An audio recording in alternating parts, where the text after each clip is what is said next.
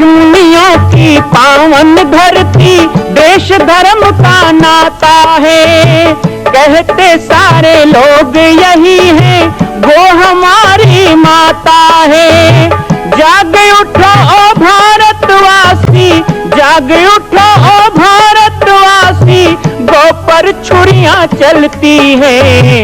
बंद करो गौ माँ की हत्या, सारी जनता कहती है। बंद करो गौ माँ की हत्या, सारी जनता कहती है।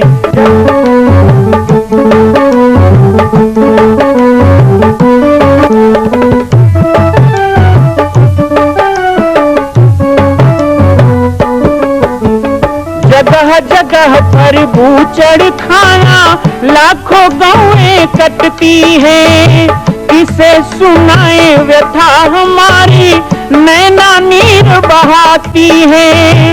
रक्षा करना गौ माता की,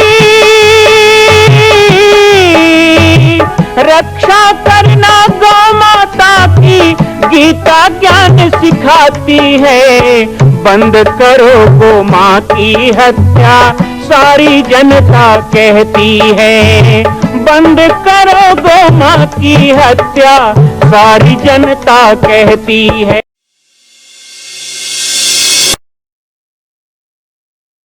जय श्री राम, जय गो माता, जय गोपाल। आज सर्वसिद्ध शक्तिपीठ श्री जामड़ी पाटेश्वर धाम से मुझे आप सबके सम्मुख कुछ विषय रखने के लिए आना पड़ा। जैसा कि आप सभी जानते हैं कि पूरे विश्व में भगवान राम के लाखों मंदिर हैं, और छत्तीसगढ़ में जिसने जन्म लिया, ऐसी गौरवमयी छत्तीसगढ़ की बेटी माता कौशल्या का एक भी कोई विशाल मंदिर नहीं है। ये 15 वर्षों से श्री जामड़ी पाटेश्वर धाम, जिला बालोद, छत्तीसगढ़ में मां कौशल्या का मंदिर बन रहा है। 3 मंजिल का 108 फीट ऊंचा, 65 फीट चौड़ाई और 136 फीट लंबाई का यह मंदिर, जिसकी क्षमता लगभग 10,000 लोगों के बैठने की होगी। इस मंदिर के निर्माण को राजस्थान के ठोस पत्थरों से किया जा रहा है। इस निर्माण में कई बाधाएं आती हैं, निर्माण रुका हुआ है, लेकिन अब निर्माण को पूर्ण करने के लिए त्रिवर्षीय संकल्प महाअभियान की यह श्रृंखला चल पड़ी है। सैकड़ों लोग इसमें जुड़ रहे हैं। मैं एक बार आप सबसे भी निवेदन करूं, जिस तरह हमने अयोध्या में बनने वाले रामलला के मंदिर के लिए तन मन धन से साथ दिया, वैसे ही छत्तीसगढ़ में बनने वाले मां कौशल्या के पावन धाम के निर्माण में मुक्त हस्त से दान दें। 3 साल के लिए आप एक निश्चित राशि का संकल्प करके हमारे नीचे चल रहे मोबाइल नंबर पर व्हाट्सएप करें। आप 5100 3 वर्ष तक, 11,000 3 वर्ष तक, 21,000 3 वर्ष तक, क्षमता हो तो 1 लाख रुपए, 11 लाख रुपए, 5 लाख रुपए भी कर सकते हैं। याद रखिएगा, यह अवसर अब 2-3 वर्षों तक ही मिलेगा, क्योंकि आने वाले 2-3 वर्षों में इस मंदिर का निर्माण पूर्ण कर लिया जाएगा और शिखर चढ़ेगा। माता कौशल्या गोद में रामलला को लेकर बैठेंगी। मैं राम बालक दास महात्यागी पूरे प्रदेश और पूरे देशवासियों से निवेदन करूंगा कि मेरे इस छोटे से विनय और मेरे प्रयास को आप अपना साथ दें, सहयोग दें। जय श्री राम। शिव ही कल्याण है।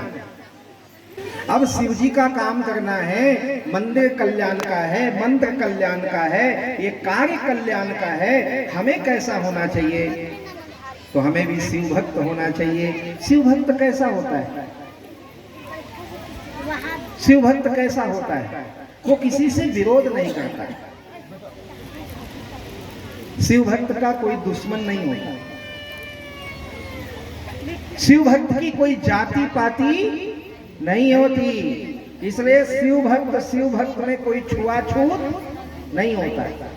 जो छुआछूत मानता है उसकी पूजा शंकर जी को नहीं मिलेगी। जो जाति पाति की बात करे वो शिव भक्त नहीं हो सकता।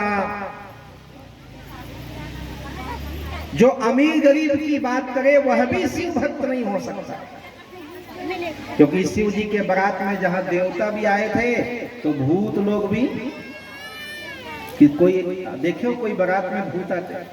आप लोग भी शादी ब्याह घर में करते हो, जब बारात होना है तो महाराज लोग पहले कहते हैं भूत शांति करो, भूत प्रेत मत आए। निर्विघ्नं कुरु मे देव सर्वकार्येषु सर्वदा। भगवान गणेश जी से पहला ही मंत्र बोल देते हैं, महाराज विघ्न नहीं आना चाहिए। लेकिन शंकर जी बोले कि भैया विघ्न तब आएगा ना जब भूत प्रेत आएगा, जब उनको ही बुला लोगे तो विघ्न कौन लाएगा। तो विघ्न को ही न्योता दे दिए, नंदी तेरी सकल गण, सारे भूत प्रेत बुला लिए, वे दुनिया के भूत प्रेत बुला लिए।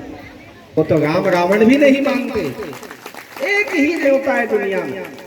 विष्णु जी तो चलो राहु केतु गला काट देते, तुम राक्षस हो, तुमको अमृत नहीं बनेगा। मोहनी रूप धारण करके देवता को अमृत दिया, असुर को शराब दिया। इसीलिए शराब पीने वाले का सुर बिगड़ जाता है। असुर हो गया ना, सुर में रहना है तो दारू मत पियो। अच्छा, एक जन ने मुझे बोला कि वो उज्जैन में है ना बाबा भैरव बाबा, वहां तो दारू चढ़ता है। अच्छा, मैं भी जब जाता था ना पहले तो मुझे भी पंडित जी लोग कोशिश करते थे कि यहाँ दारू चढ़ता है ना, आप हाथ बस लगाओ। मैं कहा मैं क्यों हाथ लगाऊंगी, मतलब तुम ये बताना चाहते हो कि हम दारू चढ़ाए?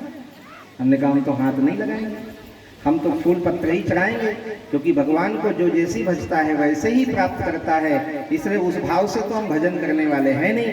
लेकिन भगवत कृपा से धीरे धीरे धीरे धीरे आजकल बदलते हुए परिवेश में उज्जैन में भी अब शराब नहीं चढ़ता, अर्थात बाहर का शराब नहीं चढ़ता है, वही बनाया जाता है फूलों का रस और उसी को प्रसाद रूप में चढ़ाते हैं। जैसे महाकाल में पहले जलती हुई चिता की भस्म चढ़ाई जाती है, लेकिन आजकल चिता की भस्म नहीं चढ़ाते, यज्ञशाला की भस्म चढ़ाने लग गए। वैसे ही काल भैरव में भी जो एक ही जगह था दुनिया में, वहां भी अब शराब नहीं चढ़ता है, वहां फूलों के रस से ही पूजा अब शुरू हो गई है, प्रारंभ हो गया है। और 2004 में सबसे पहली बार हमने जब वहां कैंप लगाया था छत्तीसगढ़ मंडप, तो वहां के जो पुजारी हैं वो हमारे शिष्य बने और उसी समय से प्रदेश शासन से मिलकर योजना बनी कि भाई कोई भी भगवान, कोई भी देवी देवता में ऐसी चीजों का उपयोग नहीं होना चाहिए पूजा में जो लोगों में भ्रांति पैदा करे। तो भगवान शिव ने तो वो भी नहीं देखा, उन्होंने क्या देवता है, क्या असुर है, क्या राम है, क्या रावण है, जो राम रावण सुर असुर का भेद नहीं देखते हैं। ऐसे भगवान शिव कभी छुआछूत देख सकते हैं क्या? नहीं। वो छोटा बड़ा देखेंगे क्या? नहीं। भगवान शिव अमीर गरीब देखेंगे क्या? नहीं। क्या वो स्त्री पुरुष का भेद करेंगे क्या? नहीं। भगवान शिव किसी का भेद नहीं करते, वो कहते हैं कि सभी मेरे भगवान राम के ही और सीता जी के ही रूप है। वो राम भक्त है ना, इसलिए कहते हैं सिया राम मैं सब जग जानी, सबको भगवान का रूप देखते हैं। तो इस नाते शिव भक्त कौन हुआ? शिव तो कल्याण के रूप हो गए, पर जो शिव का भक्त है वो कैसा होना चाहिए? तो जितने गुण मैंने शंकर जी के बताए उतने गुण आपके भीतर होने चाहिए।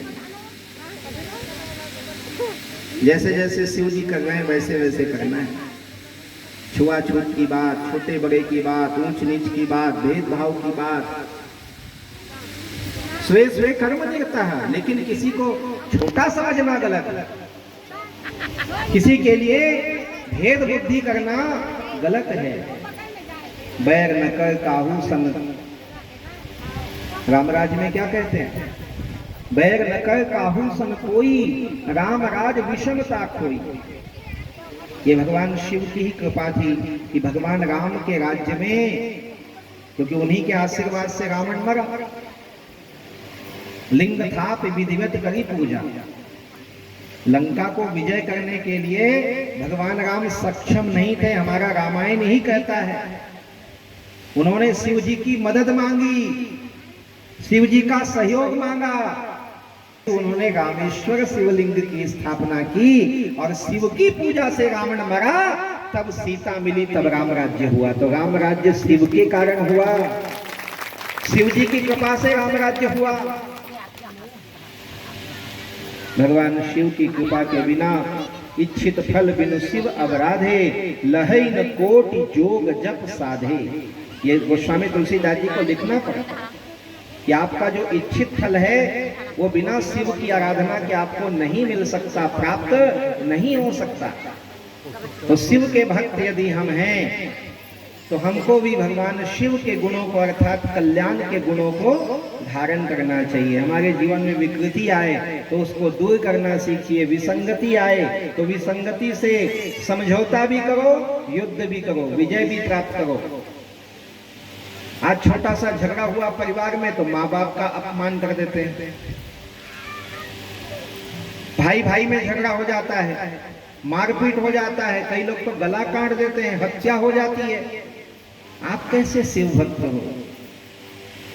शिव भक्त ये कभी नहीं करेगा। विपरीत परिस्थिति आने के बाद भी वो धीरज रखेगा, वो धैर्य रखेगा, संतुलन बनाएगा। कितना संतुलन है भोले बाबा के परिवार में। शंकर जी अकेले बैठते हैं क्या? उनके सामने ठीक कौन बैठते हैं? नंदी महाराज। लेकिन उनके पीछे में जो बैठती हैं अर्धांगिनी या वामांग बैठती हैं अर्धांगिनी, तो कौन? माता पार्वती अर्थात जगदम्बा दुर्गा भवानी। शिव का वाहन नंदी और दुर्गा जी का वाहन शेर। अब शेर और बैल में बन सकता है क्या? लेकिन बनता है कि नहीं? कार्तिक जी और गणेश जी और भगवान शंकर के गले में जो नाग है शेषनाग जी, अब तीनों में पटने वाली कभी नहीं है। भाई चूहा है, सांप है और सांप के लिए मोर है, लेकिन तीनों में पट रही है आदि अनादि से। क्यों? क्योंकि वो शिव का परिवार है। आज छोटे से खटपट हो जाए तो हम घर में कहते हैं तेरे से नहीं पटेगा, तेरे से नहीं पटेगा, और खटपट शुरू हो जाता है, लड़ाई शुरू हो जाता है, बंटवारा हो जाता है। बहू माँ बाप से ही बेटे को अलग कर देती है झगड़ा करके। कई जगह माँ बाप में ही नहीं बनती है, पति पत्नी में तलाक हो जाता है, भाई भाई बड़ा हो जाता है। लेकिन शिव भक्त ये सब नहीं करेगा।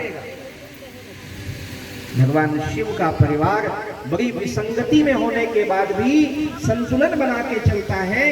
ऐसे ही जो शिव भक्त हैं, आज शिव मंदिर आते क्या देखते हैं? हम क्यों आते हैं शिव मंदिर? खाली पानी चढ़ाने नहीं आते हैं। ये सब देखना चाहिए कि शिव के मंदिर में क्या क्या हो रहा है, शिव के परिवार में क्या क्या हो रहा है। वो देखोगे तो वैसा करोगे घर में जाकर, तो वो शिक्षा मिलेगी।